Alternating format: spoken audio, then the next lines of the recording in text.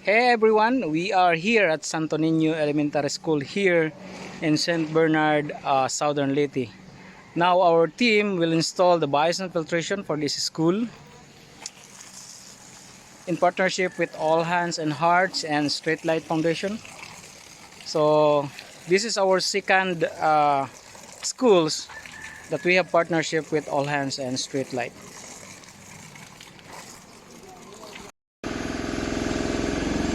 Yes, our team is doing the installation here in Santo Niño Elementary School in Southern Leyte. And then one of my staff is doing some sieving and cleaning, sun production.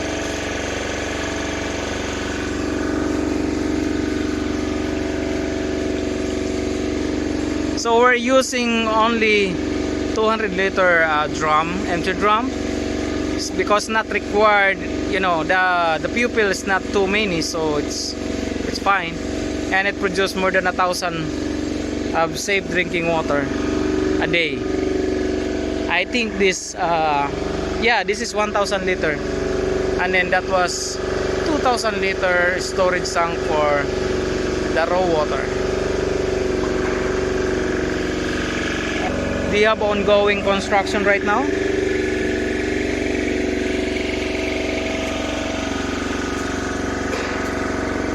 I have only two staff for Project Aquaman. One is Jake and one is Dante. Hi Dante. Say hi. Hi. Hello. And Jake, say hi. Hi. Alright. Hello. So they are hi and hello. Hey guys, first day natin dito sa Santo Niño, St. Bernard, Southern Leyte. So ito yung pangalawa nating partnership together with All Hands and Hearts and Street Light. So yan guys, abangan nyo matapos itong bison filter for school na ginagawa natin. Nandun yung paralan sa ibaba. Together with Aquaman team.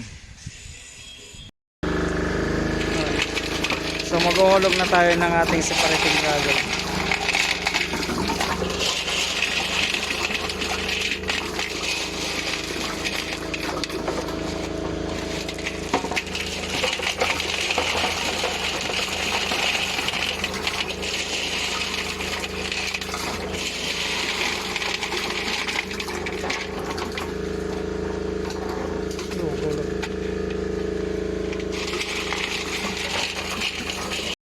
So ngayon nag-install tayo ng under drain gravel.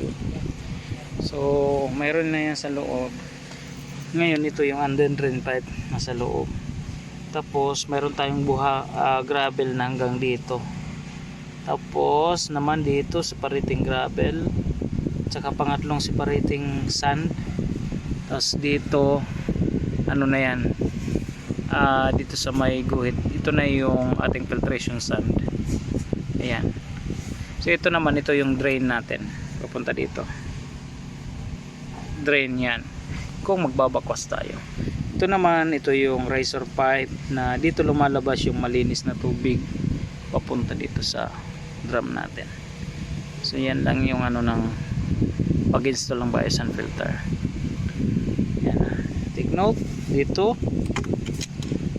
gravel na 1/2 size, tapos mayroon yan separating gravel, ayan,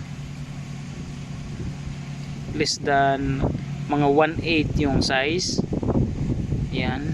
Tapos mayroon naman dito separating sand, maliliit na yan, ganyan. Tapos dito na yung ano natin, ito na yung filtration sand natin. Yan ang concept ng bison filter.